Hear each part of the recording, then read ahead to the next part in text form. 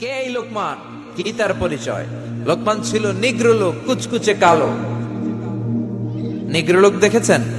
যারা হজে গিয়েছেন তারা দেখেছেন। Sudan, Africa, Uganda. আমি দেখেছি 2008 সালে যখন আমি মিশরে যাই, 2007-এ ধর্ম মন্ত্রণালয়ে আমি মিশরের বৃত্তি পরীক্ষায় প্রথম স্থান অধিকার করি। গেলাম, যাওয়ার পরে মিশরে আমাকে নিয়ে যাওয়া হলো সরকারি খরচে। আমি 5 বছর পৃথিবীর সবচেয়ে বড়, the oldest and the biggest Islamic university ever in the world, সেখানে আমি কোরআনিক সায়েন্স ডিপার্টমেন্ট থেকে ব্যাচেলর করেছি, অনার্স করেছি। তো ওখানে students of more than 100 nationalities we used to study dual in the same place. 104টারও বেশি দেশের ছাত্র আমরা একসাথে এক জায়গায় পড়তাম। কেউ সাদা, কেউ কালো, কেউ শ্যামলা, কেউ লম্বা, কেউ খাটো, কেউ বাংলাদেশি, কেউ পাকিস্তানি, কেউ সিঙ্গাপুর, কেউ ইংল্যান্ড, কেউ মালয়েশিয়া, কেউ ইন্দোনেশিয়া, কেউ আফ্রিকা, কেউ সুদান, কেউ ইথিওপিয়া, কেউ ঘানা। এক এক দেশের মানুষ। তো সেখানে আমি কুচকুচে কালো মানুষ দেখেছি। লোকমান আল হাকিম ছিলেন কুচকুচে কালো মানুষ। এতে করে বোঝা গেল কেউ সাদা কি কালো, আল্লাহ ডাজন্ট ম্যাটার। আল্লাহ এটা দেখেন, আল্লাহ ডাজন্ট কেয়ার অ্যাবাউট ইট। আল্লাহ এটা কোনো কেয়ার করে না। তা না হলে কালো মানুষের কথা আল্লাহ কোরআনে তুলবেন কেন? কালো হওয়ার পরেও তার কথাগুলো আল্লাহ এত ভালো লেগেছে, আল্লাহ সরাসরি কোরআনের মধ্যে কুচকুচে নিগ্রো মানুষের কথা তুলে ধরেছে। কোন সুবহানাল্লাহ।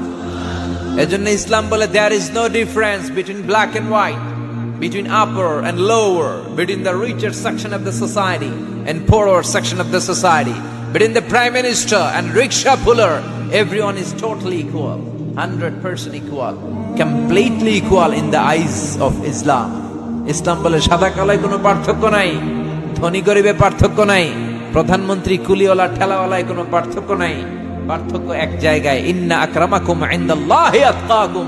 যার কলিজার মধ্যে আল্লাহর ভয় বেশি, সেই আল্লাহর কাছে সেরা। জোরে কোন ঠিক কিনা? এজন্য হাজার কোটি টাকার মালিক যারা, কোটি কোটি টাকা বানালো যারা, তাদের জন্য কিয়ামতের দিন আলাদা কোনো লাইন হবে নাকি? কিয়ামতের দিন লাইন দুইটা। কয়টা? আরো জোরে বলেন কয়টা?